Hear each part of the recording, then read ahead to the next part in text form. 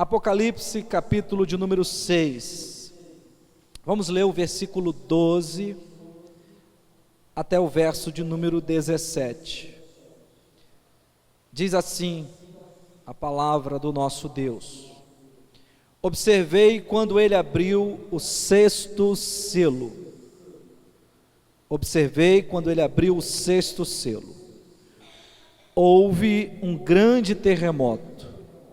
O sol ficou escuro como tecido de crina negra. Toda a lua tornou-se vermelha como sangue. E as estrelas do céu caíram sobre a terra como figos verdes caem da figueira quando sacudidos por um vento forte. O céu foi se recolhendo como se enrola um pergaminho, e todas as montanhas e ilhas foram removidas de seus lugares. Então os reis da terra, os príncipes, os generais, os ricos, os poderosos, todos, escravos e livres, esconderam-se em cavernas e entre as rochas das montanhas. Eles gritavam às montanhas e às rochas: caiam sobre nós e escondam-nos da face daquele que está sentado no trono e da ira do Cordeiro, pois chegou o grande dia da ira deles, e quem poderá suportar? Louvado seja o nome do Senhor. Nessa noite nós vamos falar então sobre o sexto selo. O sexto selo que o Senhor abriu nos céus, e a revelação desse livro selado que agora está aberto, que é transmitida à igreja. Irmãos, antes de entrar propriamente no conteúdo desta passagem, eu quero lembrar aos irmãos que o livro de Apocalipse não é um bicho de 7 cabeças. Embora nós vamos encontrar aqui a besta, com as suas cabeças, saindo do mar e tudo mais, o livro não é um bicho de 7 cabeças. O livro é a revelação de Jesus Cristo. Então o livro é bom, porque ele é de Jesus, amém, irmãos? Ele foi entregue para a igreja. Então nós recebemos de Jesus o Apocalipse.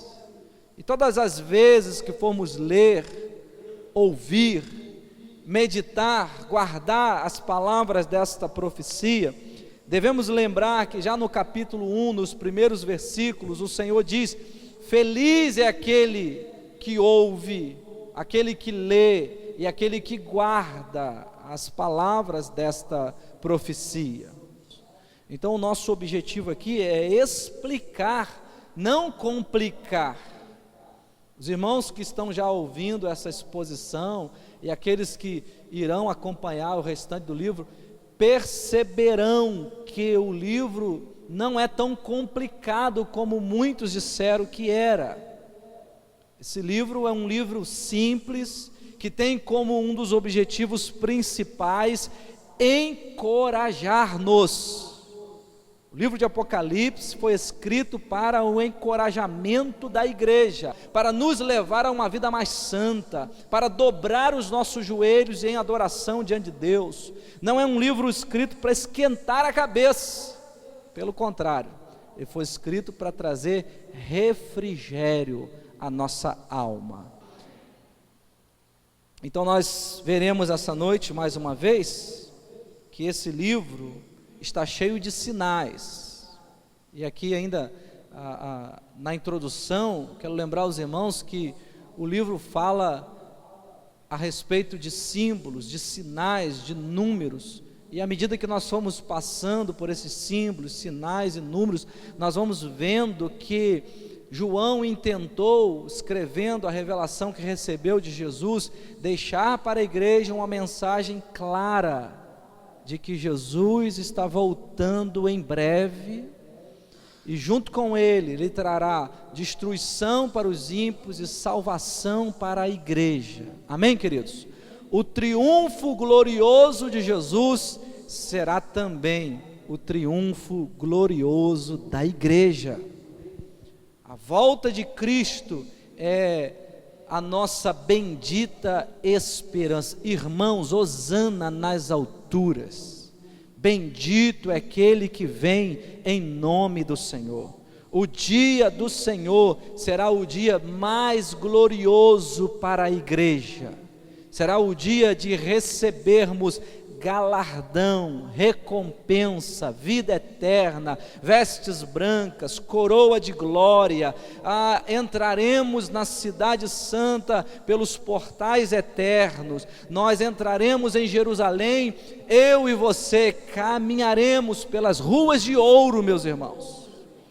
Estaremos na presença do trono glorioso do nosso Deus, e junto com as miríades de anjos, cantaremos louvores ao Senhor. Nós precisamos ter essa imagem clara diante dos nossos olhos, para que não desanimemos, enquanto esse dia não chega. Mas, quando entrarmos aqui na mensagem do 6º selo, esta é a descrição mais clara até aqui, de como será horrível o dia da ira de Deus, para aqueles que não estão escalados no time do Senhor. Será um dia de horror, como nunca houve na face da terra. Um dia horrível. O horror será maior do que no dilúvio, irmãos. A destruição será mais horrenda do que o próprio dilúvio, que varreu a terra e a existência. Lá no dilúvio ainda sobrou Noé e uma família, e a sua família. Na volta do Senhor, não sobra ninguém para contar a história. Mas eu quero que os irmãos tenham isso em mente. Esse livro fala de 7 candeeiros. Nós já passamos por esses 7 candeeiros que representam a igreja, amém, meus irmãos? E a mensagem que nós guardamos ali dos 3 primeiros capítulos é que Jesus está segurando a igreja nas suas mãos. Ele também passeia entre os candeeiros. Irmãos, nós podemos acreditar que o homem das mãos furadas passeia em nosso meio, amém, meus irmãos? O nosso culto é feito na presença do Cordeiro que foi morto, mas ressuscitou. Ele está vivo e está no meio de nós. Jesus está aqui nessa noite. Você deve se portar com total reverência e espírito de adoração, porque Jesus está no meio de nós. O livro também fala de muitos números. E um dos números que mais se repetem aqui neste livro é, com certeza, o número 7. Só para os irmãos se informarem, o número 7 aparece 54 vezes no livro de Apocalipse. Nós já vimos 7 candeeiros, estamos passando pelos 7 selos. Quando abrirmos, ou melhor, quando o 7º selo foi aberto, nós veremos isso no capítulo 8, nós iniciamos a descrição das profecias das 7 trombetas. Depois ainda veremos as 7 taças da ira de Deus. Aí eu quero lembrar os irmãos que o livro de Apocalipse não é uma descrição profética cronológica, mas sim 7 descrições do mesmo evento, da volta de Cristo, que começa com a vida, obra, morte e ressurreição de Cristo e termina quando, irmãos? Termina no último dia, no dia do juízo final. Amém, meus irmãos? Então, por 7 vezes essa história é repetida aqui no livro de Apocalipse. A primeira, quando ela fala dos 7 candeeiros. A segunda, quando ela fala dos 7 selos. E aí ela repete novamente, a história se repete quando fala das 7 trombetas, das 7 taças, e aí vai falar também da aparição do dragão e seus agentes, depois da destruição do dragão e seus agentes, e por fim, nos últimos capítulos, o relato final da queda do inimigo, da queda do mundo e da vinda de Jesus Cristo gloriosa, inaugurando o seu reino de glória, o seu reino visível sobre a terra. Nós aprendemos nesse livro que tanto a igreja quanto a história está nas mãos de Deus. Deus governa todas as coisas. Deus está controlando tudo, escrevendo cada dia, inclusive das nossas vidas. Nenhum fio de cabelo cai da nossa cabeça sem que o Senhor saiba. Meus irmãos, a história não caminha para um caos, muito menos ela está dando voltas cíclicas sem nenhum rumo, mas a história, preste bem atenção, desde a criação, ela caminha para um final glorioso, e esse final será a volta de Jesus, a destruição dos ímpios e a salvação dos escolhidos. Amém, meus irmãos? Qual é o propósito que nós temos quando nós estudamos e pregamos o livro do Apocalipse? Jamais podemos ler esse livro ou ouvir a sua pregação com aquela curiosidade frívola, vazia, como alguém que pega um mapa profético para investigar os eventos do fim e ficar apontando, olha, isso está acontecendo, isso vai acontecer ainda, ou aquilo outro vai acontecer. A leitura e a pregação desse livro deve promover encorajamento para nós aqui e agora. Deve nos alertar sobre os perigos que corremos, porque Satanás luta contra as nossas vidas, ele tem sede de nós, ele está feroz como um leão ao nosso derredor. Amém, meus irmãos? Então esse livro deve servir de encorajamento, mostrar que o âmago da luta que estamos travando contra o mundo e o diabo terá um fim, e esse fim trará vitória para nós que estamos com Cristo. Como eu já disse também, o livro deve incentivar a nossa santificação, sem a qual, quero ouvir os irmãos, ninguém verá a Deus. Não se deixe enganar. Quando Jesus voltar, ele vem buscar a igreja preparada. A igreja despreparada fica como? Ela não fica para a segunda chance, ela fica para experimentar a ira do Cordeiro. Vocês se lembram de Mateus 25, a parábola das 10 virgens? As 10 representam a igreja, 5 eram prudentes e 5 eram insensatos. Que tipo de igreja é você? Eu estou me referindo a você. Você é a igreja preparada, prudente, que está enchendo a sua lamparina do azeite, que está se enchendo do Espírito Santo, ou você é aquela igreja tola, vazia, que dorme?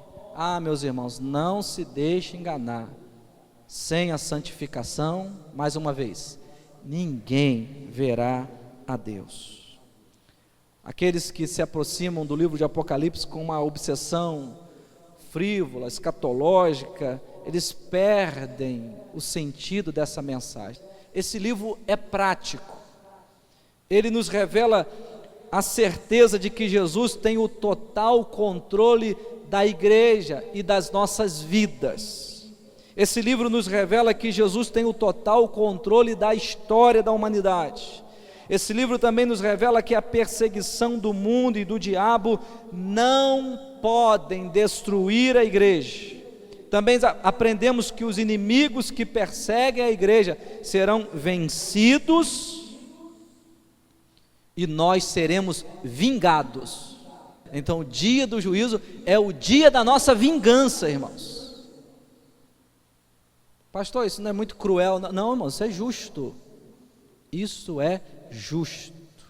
Aqueles que causaram mal para nós, é justo que eles recebam como paga o mal que nos causaram. Deus é justo, irmãos. Ele vai retribuir o mal com o mal. Eu não sou justo, então eu não posso pagar a ninguém mal com mal. Eu preciso pagar o mal com o bem. Agora, nosso Deus é justo, e Ele vai retribuir o mal que nos fizeram com o mal. Está lá em 2 Tessalonicenses, capítulo 2. No capítulo 6 de Apocalipse, depois de descrever o capítulo 4, a glória daquele que está sentado no trono e a glória do trono, no capítulo 5 foi nos apresentado aquele que tinha a aparência de quem esteve morto, o Cordeiro de Deus, a raiz de Jessé, aquele que foi indagado no céu, quem é digno? Enquanto João chorava copiosamente porque ninguém foi achado digno, nem no céu, nem na terra, nem embaixo da terra. Então o anjo vem e fala, ele é digno, e o único digno, o Senhor Jesus, toma o livro da mão direita de Deus, e agora no capítulo 6 nós o vemos desatando os seus 7 selos. Esse livro é o livro da história, e quem tem o poder para nos dar discernimento para interpretar a história é Jesus, e Ele o faz.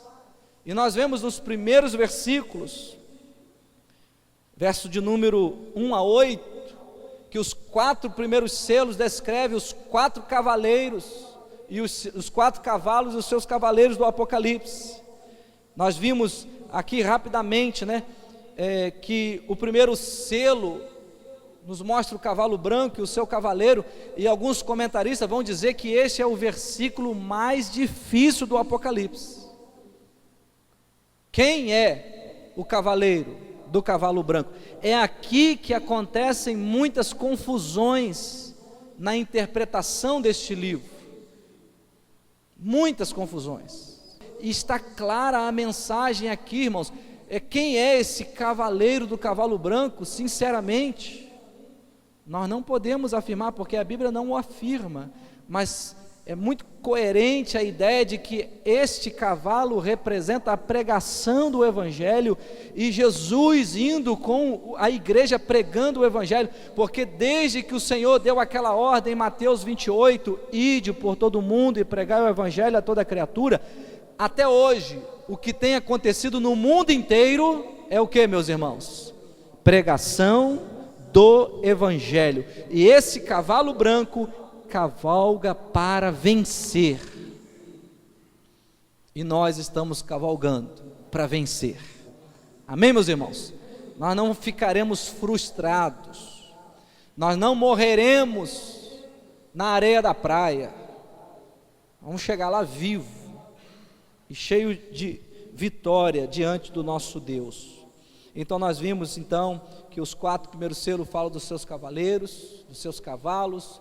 O cavalo branco é a pregação do Evangelho, o cavalo vermelho representando a guerra e a perseguição à igreja, o cavalo preto que fala da fome, da pobreza, da desigualdade social, e o 4º cavalo, o cavalo amarelo ou baio ou pálido, essa ideia da cor aqui representada, é a morte e o mundo dos mortos.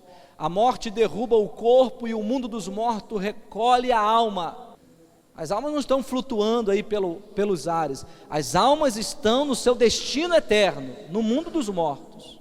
Os ímpios já sofrendo e os justos já gozando a alegria do céu. É isso que foi mostrado para nós no 5º selo.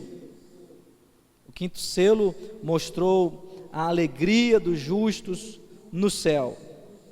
E os justos no céu estão glorificando a Deus, estão intercedendo. E o que nós aprendemos com essa visão é que a maneira como os justos estão vivendo no céu hoje deve ser a maneira como a igreja vive na terra agora. Amém, meus queridos? Como é que os justos estão vivendo no céu? Eles estão diante de Deus, intercedendo pelo avanço do Evangelho. Eles estão diante de Deus, aguardando o dia da vingança. Eles estão diante de Deus, contemplando a glória do Senhor em adoração, recebendo santidade de Deus.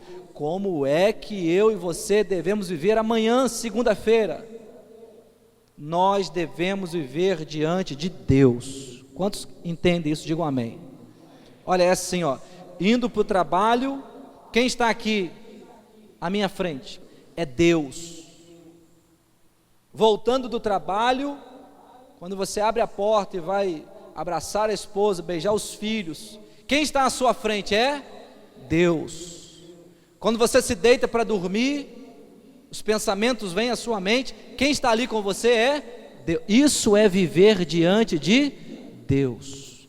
Isso nos leva a uma vida de oração constante, e a nossa oração deve ser primariamente pelo avanço do Evangelho sobre a terra.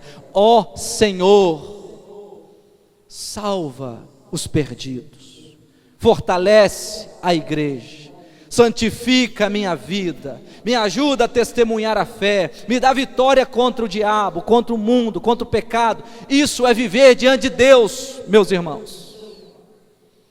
E é assim que nós devemos viver, enquanto aguardamos a bendita esperança, a volta de Cristo para buscar a sua igreja.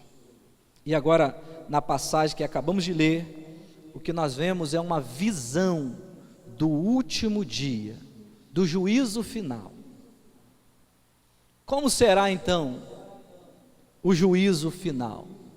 Como será esse dia?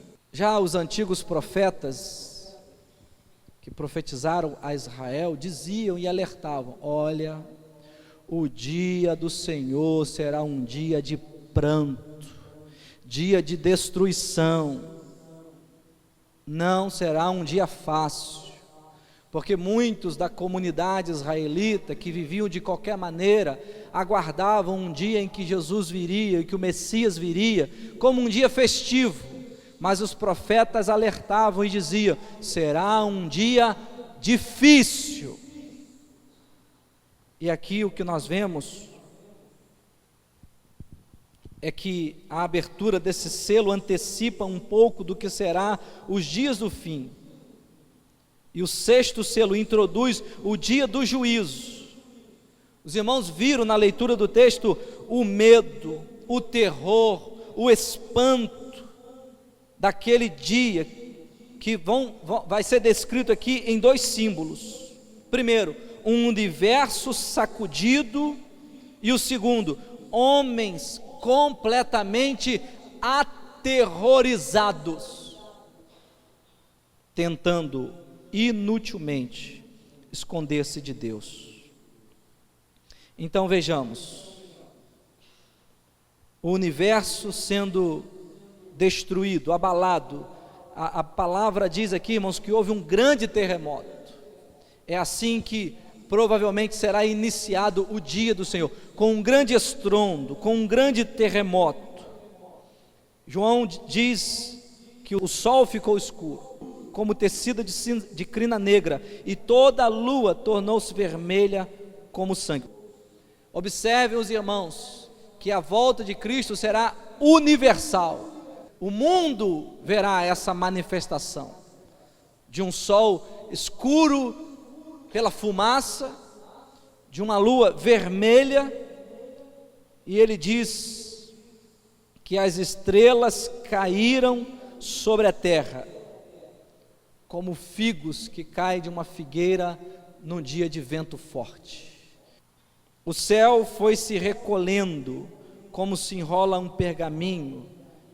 E diz aqui que esse terremoto termina, ou melhor, ele chega ao ponto de que todas as montanhas e ilhas foram removidas de seus lugares. Irmãos, o mundo que nós conhecemos será totalmente destruído. Gostaria que você folheasse um pouco a sua Bíblia, voltando algumas páginas até a segunda carta do apóstolo Pedro. 2 de Pedro 3:5, diz assim: mas eles deliberadamente se esquecem que há muito tempo, pela palavra de Deus, existem céus e terra, esta formada da água e pela água, e pela água o mundo daquele tempo foi submerso e destruído, pela mesma palavra. Escute bem, verso 7, capítulo 3 de 2 de Pedro: os céus e a terra que agora existem estão reservados para o fogo, guardados para o dia do juízo e para a destruição dos ímpios. Veja que é a mesma cena descrita em Apocalipse 6, o dia do juízo e destruição dos ímpios. Verso 8, vamos avançar. Não se esqueçam disso, amados. Para o Senhor um dia é como 1000 anos, e 1000 anos como um dia. O Senhor não demora em cumprir a sua mensagem, como julgam alguns. Ao contrário, Ele é paciente com vocês, não querendo que ninguém pereça, mas que todos cheguem ao arrependimento. O dia do Senhor, porém, virá como ladrão. Os céus desaparecerão com um grande estrondo. Os elementos serão desfeitos pelo calor, e a terra e tudo o que nela há será desnudada. Visto que tudo assim será desfeito, que tipo de pessoas é necessário que vocês sejam? Vivam de maneira santa e piedosa, esperando o dia de Deus e apressando a sua vinda. Naquele dia os céus serão desfeitos pelo fogo e os elementos se derreterão pelo calor. Todavia, de acordo com a sua promessa, esperamos novos céus e nova terra, onde habita a justiça. Se eu não soubesse que o Apocalipse foi escrito depois, eu ia dizer para os irmãos que Pedro andou lendo o Apocalipse, né? Parece que eles fizeram o mesmo curso. Na verdade, nós sabemos que o mesmo Espírito os inspirou. Os irmãos notaram a semelhança dos textos? Então, o que nós temos aqui, os elementos sendo destruídos, e o segundo ponto da mensagem, como será o dia do Senhor? Será um dia também de desespero para todos os homens ímpios. Observe, os irmãos, que existem 6 classes aqui descritas: reis, governantes, generais, ricos, poderosos, escravos e livres. Todos buscam escapar da ira do Cordeiro, mas ninguém consegue. E o capítulo 6 termina dizendo: quem poderá escapar? Como fugirão? Onde irão? Vocês sabem que o número 6 fala do homem, da humanidade. É por isso que quando fala lá do número da besta, 666, fala que é número de homem. Então aqui o que nós percebemos é que todos os homens ficarão aterrorizados, ninguém poderá escapar. Nós sabemos que importa que todos compareçam perante o tribunal de Cristo. Apenas aqueles que foram lavados no sangue de Jesus poderão subsistir ao dia da ira do Senhor. Paulo diz em Romanos 5:9: como agora fomos justificados por seu sangue, muito mais ainda seremos salvos da ira de Deus por meio dele, por meio do sangue. O grande tema do Apocalipse, meus irmãos, é a glória e a vitória de Cristo na sua vinda. Essa verdade é apresentada 7 vezes no livro. São 7 sessões paralelas, e nós também chamamos de sessões progressivas. Cada vez que avançamos em uma sessão, nós percebemos detalhes maiores de como será a volta do Senhor. Aqueles que amam o Senhor e aguardam a sua vinda se alegrarão. Amém, meus irmãos? Estaremos festejando nas bodas do Cordeiro. Mas aqueles que rejeitam o Senhor, aqueles que rejeitam a palavra de Deus, que endurecem o coração, que desobedecem a palavra, esses se lamentarão. A vinda do Senhor será pessoal, Jesus volta pessoalmente, será pública, visível, todo olho verá. Será uma vinda poderosa e será também uma vinda para juízo, onde não haverá mais tempo. Não haverá mais tempo. Meus irmãos, eu quero concluir lembrando aos irmãos que os selos revelam que o dia do juízo se aproxima. O dia do juízo se aproxima. tudo que temos sofrido nesse mundo é apenas o prenúncio do fim. Os últimos dias serão ainda piores, Hebreus capítulo 3, verso 12 a 15 diz: cuidado, irmãos, preste atenção, para que nenhum de vocês tenha coração perverso e incrédulo, que se afaste do Deus vivo. Cuidado.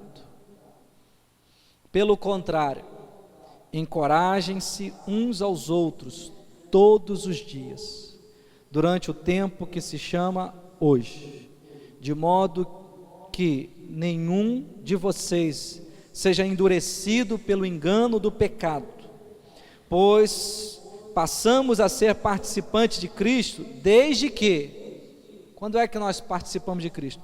Desde que, de fato, nos apeguemos até o fim à confiança que tivemos no princípio. Por isso é que se diz: se hoje vocês ouvirem a sua voz, o que está escrito lá, igreja? Não endureçam o coração. Esta é uma mensagem para todos nós. Hoje é o dia aceitável. Hoje é o dia que nós podemos arrepender-nos dos nossos pecados, quebrantar o coração diante de Deus e dizer: Senhor, me perdoa, me lava, me limpa, me aceita. Mas chegará o dia, assim como no dilúvio, que os homens procurarão a salvação, mas não encontrarão. Notem que no dia do juízo, os homens nem oração eles conseguirão fazer. A sensação, a expectativa, o desejo deles vai ser fugir da presença de Deus. Mas para onde eles fugirão? Como eles fugirão? Impossível. O Senhor virá com ira. E ira aqui é ira mesmo. É o touro selvagem abrindo as suas narinas e bufando. O Senhor virá com ira para destruição. Meus irmãos, não dá para nós entrarmos e sairmos da igreja, domingo após domingo, brincando de crente, sem tomar uma decisão de mudar de vida. A vida só faz sentido se nós entendermos que Deus está governando, que Ele está tendo paciência com aqueles que resistem, que Ele quer que os pecadores se arrependam, e por isso Ele não voltou ainda, mas isso tudo vai terminar. Então, meus irmãos, eu quero terminar com 3 aplicações aqui. Primeira aplicação: você crê nessa palavra que nós acabamos de pregar? Creia em Jesus então. Creia em Jesus de todo o seu coração. Senhor, eu creio, Tu és a minha única esperança, eu espero em Ti, eu me entrego a Ti, eu creio em Jesus, de todo o meu coração. Segunda aplicação: você que diz crer, que é crente, batizado, membro da igreja, que já não está em cima do muro, seja a voz de Cristo nessa cidade. Fale de Jesus para as pessoas. Então esta é a mensagem que eu tenho me esforçado para dizer a todos aqueles que me ouvem: creia em Jesus e será salvo, você e a sua casa. Você que crê, seja voz de Cristo nessa cidade. E por fim, todos nós devemos viver com a consciência de Cristo, porque a consciência, eu acho que é o nosso primeiro juiz, não é verdade? É a primeira que vai nos julgar. Cuidado com aquela consciência mundana, tolerante, boazinha, permissiva, relativa. Cuidado com essa consciência. Sabe, tem uma consciência aí muito ruim. Como diz a palavra, que os infiéis estão cauterizando a sua própria mente, têm uma consciência já acostumada com o pecado, então começam a achar que tudo pode, no sentido de que pode pecar à vontade, ou pode nutrir pecado em sua vida. Irmãos, não cultive esta consciência. Se você está diante de Deus, lembre-se, procure apresentar-te a Deus como, irmãos? Aprovado, como obreiro que não tem do que se envergonhar, que maneja bem a palavra da verdade. Esta é a consciência que eu e você devemos cultivar, enquanto aguardamos a volta do nosso Senhor Jesus.